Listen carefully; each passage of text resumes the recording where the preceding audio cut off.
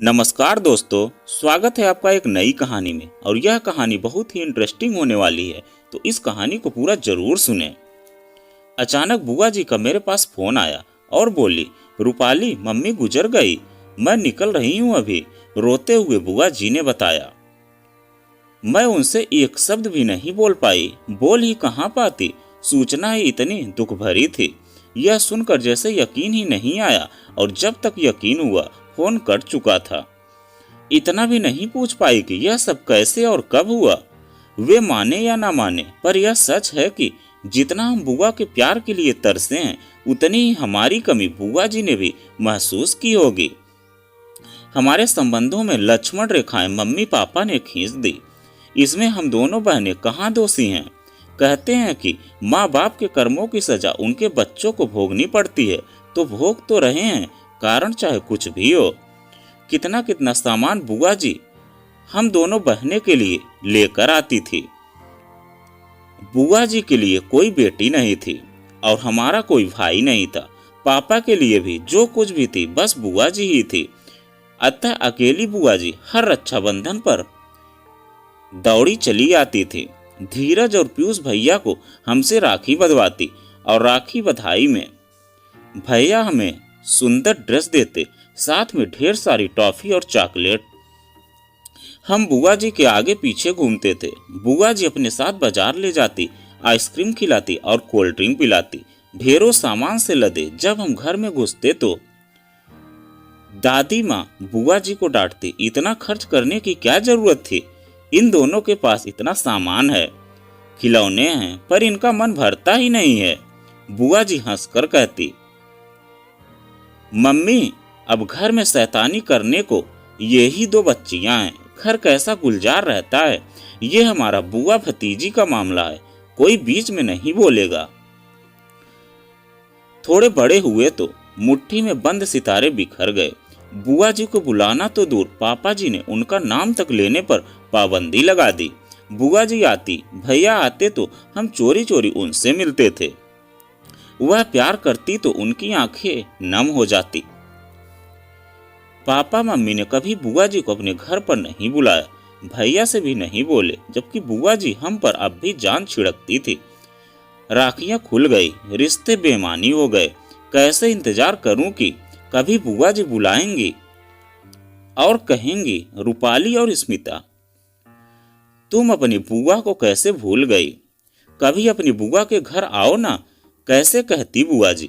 उनके आगे रिश्तों का एक जंगल उग आया था और उनके पार बुआ जी नहीं आ सकती थी। जाने ऐसे कितने जंगल रिश्तों के बीच उग आए जो वक्त को खरोच कर लहूलुहान करते रहे। बुआ जी के एक फोन से कितना कुछ सोच गई मैं अतीत से बाहर आकर अपने कर्तव्य की ओर बढ़ गई। स्मिता को मैंने फौरन फोन मिलाया तो वह बोली, दीदी फिलहाल मैं नहीं निकल पाऊंगी, चेन्नई से वहां पहुंचने में एक दिन तो लग ही जाएंगे, फ्लाइट का भी कोई भरोसा नहीं है, टिकट मिले कि ना मिले, फिर रवि भी यहाँ नहीं है, मैं 13वीं पर पहुंच जाऊंगी, प्लीज आप निकल जाइए। फिर थोड़ा रुक कर पूछने लगी, दीदी आपको खबर किसने दी, कैसे हुआ ये सब। पूछते पूछते स्मिता रोने लगी। स्मिता मुझे कुछ नहीं पता, बस बुआ जी का फोन आया था, कितना प्यार करती थी हमें दादी। स्मिता क्या मेरा जाना मम्मी पापा को अच्छा लगेगा, क्या मम्मी पापा भी उन्हें अंतिम क्षण प्रणाम करेंगे। नहीं दीदी, यह समय रिश्ते को तोलने का नहीं है, मम्मी पापा अपने रिश्ते खुद जाने, हमें तो अपनी दादी के करीब उनके अंतिम क्षणों में जाना चाहिए। दादी को अंतिम प्रणाम के लिए मेरी ओर से कुछ फूल जरूर चढ़ा देना। मैंने विनीत के ऑफिस फोन लगाया और उन्हें भी इस दुखद समाचार के बारे में बताया। तुम तैयार रहना रूपाली, मैं बस 20 मिनट में पहुंच रहा हूं। फोन रखकर मैंने अलमारी खोली और तैयार होने के लिए साड़ी निकालने लगी। तभी दादी की दी हुई साड़ी पर नजर पड़ी। मैंने साड़ी छुई तो लगा दादी को छू रही हूँ। उनका प्यार मुझे सहला गया। दादी की दी हुई एक एक चीज पर मैं हाथ फेर फेर कर देखने लगी। इतना प्यार इन चीजों पर इससे पहले कभी नहीं आया था मुझे। आंसू बहे जा रही थी। दादी की दी हुई सोने की चेन अंगूठी को देने का उनका ढंग याद आ रहा था।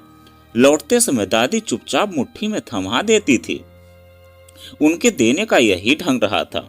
अपनी मुट्ठी भर प्यार मुट्ठी में ही दिया। विनीत को भी जब चाहे कुछ न कुछ मुट्ठी में थमा ही देती थी। एक दो बार विनीत ने मना करना चाहा तो बोली, विनीत बेटा, इतना सा भी अधिकार तुम मुझे देना नहीं चाहते? तुम्हें कुछ देकर मुझे सुकून मिलता है। और इतना कहते कहते उनकी आंखें भर आई थी। तभी से विनीत दादी से मिले रुपयों पर एक छोटा सा फूल बनाकर संभाल कर रख देते और मुझे भी सख्त हिदायत थी कि मैं भी दादी से मिले रुपए खर्च न करूं। मुझे नहीं पता कि मम्मी पापा का झगड़ा दादा दादी से किस बात पर हुआ। बस धुंधली सी याद है, उस समय मैं 5 साल की थी।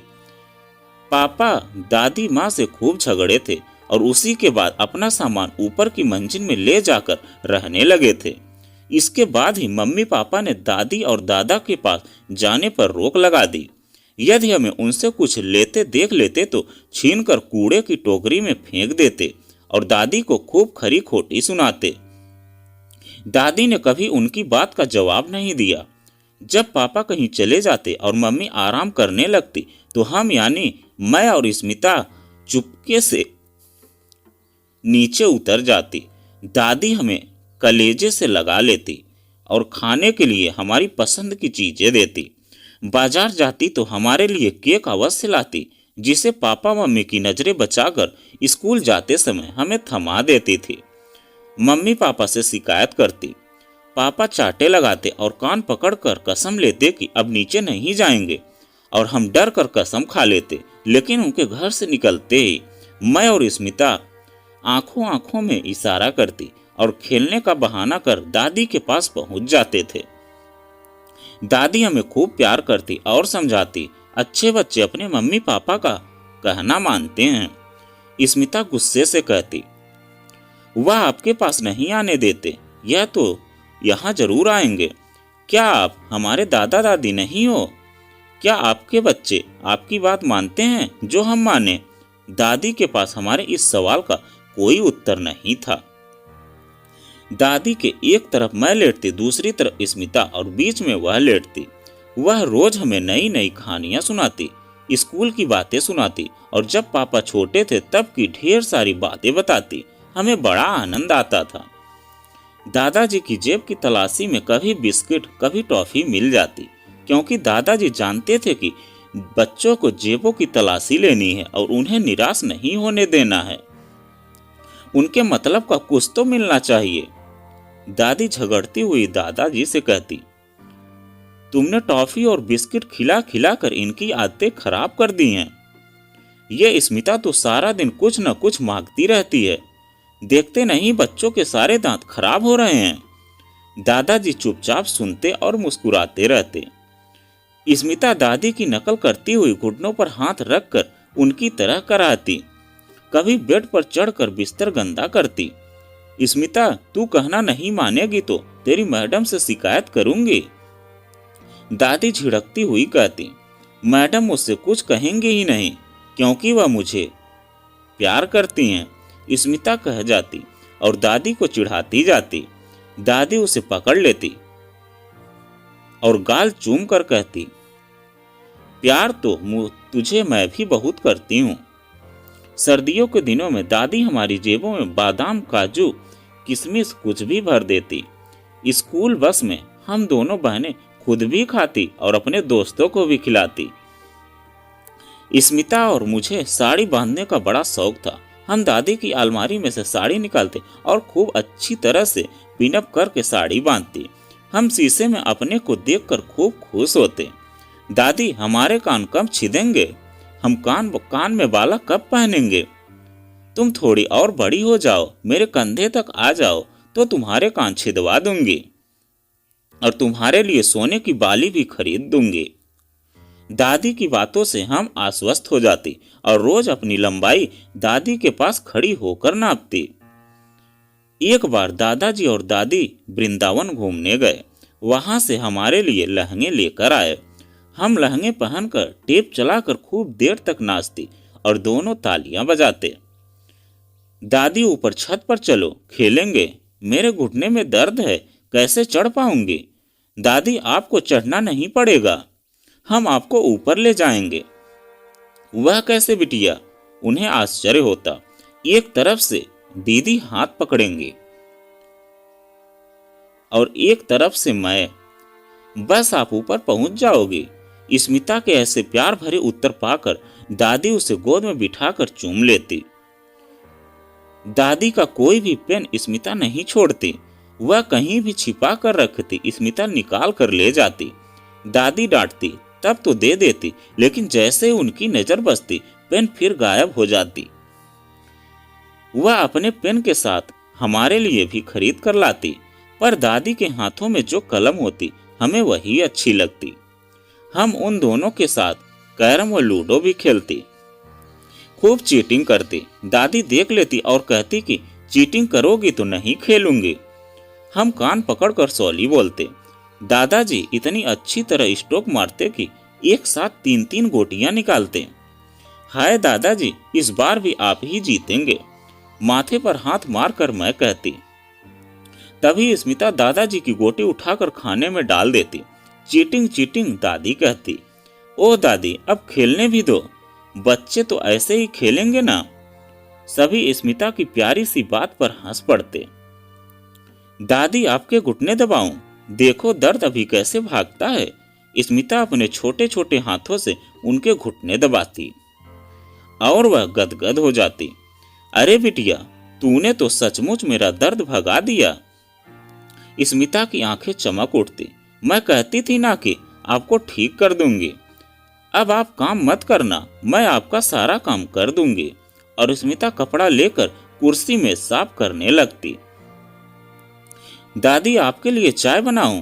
पूछते पूछते स्मिता रसोई में पहुंच जाती। लाइटर उठाकर गैस जलाने की कोशिश करती। दादी वहीं से आवाज लगाती, चाय रहने दे स्मिता, एक गिलास पानी दे दे और दवा का डब्बा भी। स्मिता पानी लाती और अपने हाथ से दादी के मुंह में दवा डलाती। एक बार मैं किसी शादी में गई थी, वहां बच्चों का झूला लगा था। मैं भी बच्चों के साथ झूलने लगी। पता नहीं कैसे झूले में मेरा पैर फंस गया।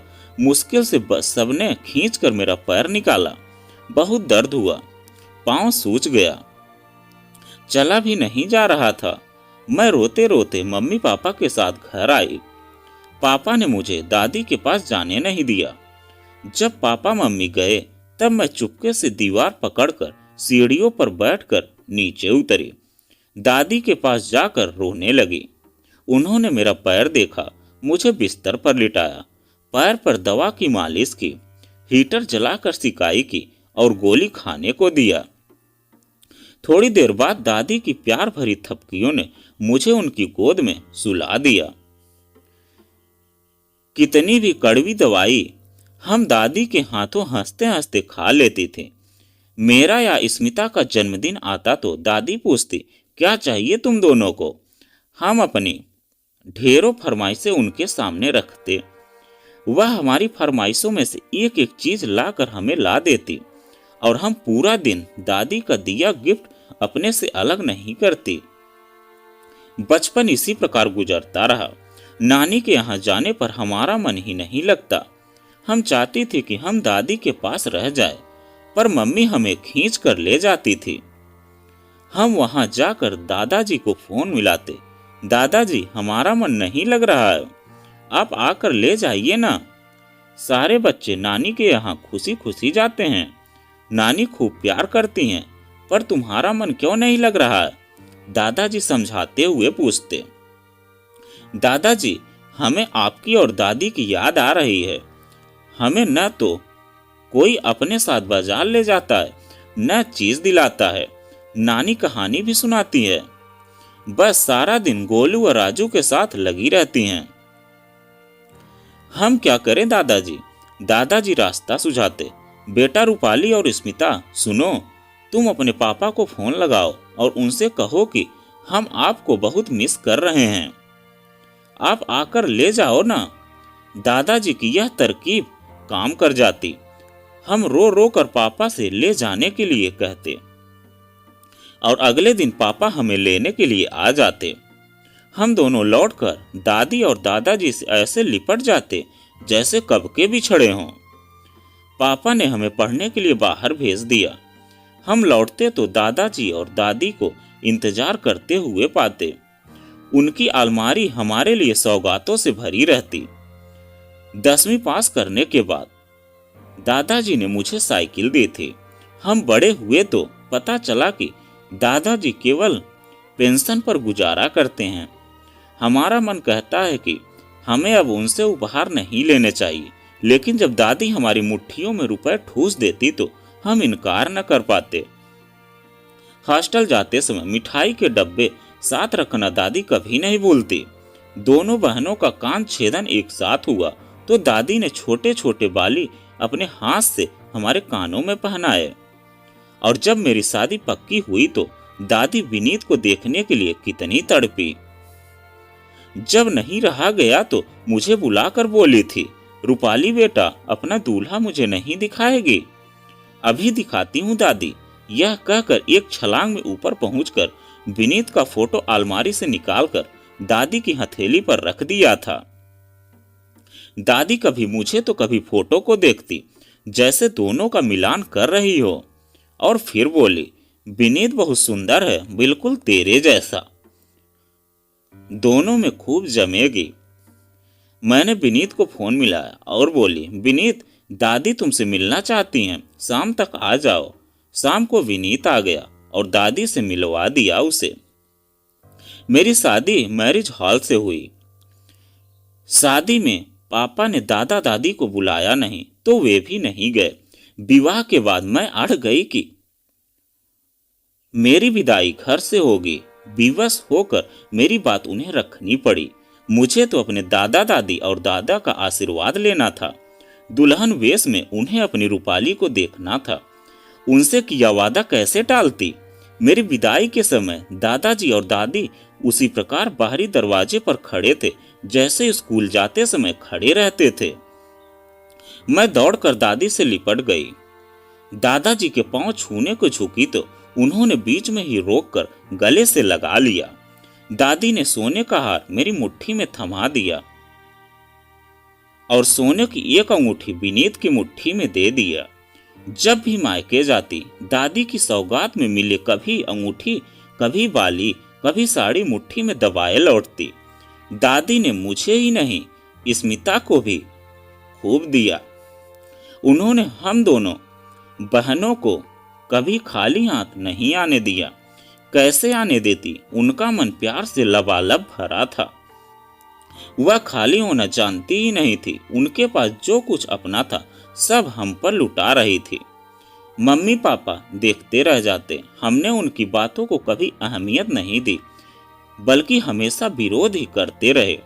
अरे रूपाली, तुम अभी तक तैयार नहीं हुई? अलमारी पकड़े पकड़े क्या सोच रही हो? विनीत बोले तो मैं जैसे सोते हुए से जागी हूं। विनीत, मेरी दादी चली गई। मुट्ठी भरा प्यार चला गया। अब कौन मेरी और तुम्हारी मुट्ठियों में सौगात देगा? कौन आशीर्वाद देगा? मैं दादी को निर्जीव कैसे देख पाऊंगी? विनीत के कंधे पर सिर रख कर रोने लगी। मैं जब विनीत के साथ वहां पहुंची तो लगभग सभी रिश्तेदार आ चुके थे। दादी के पास बुआ जी तथा अन्य महिलाएं बैठी थी।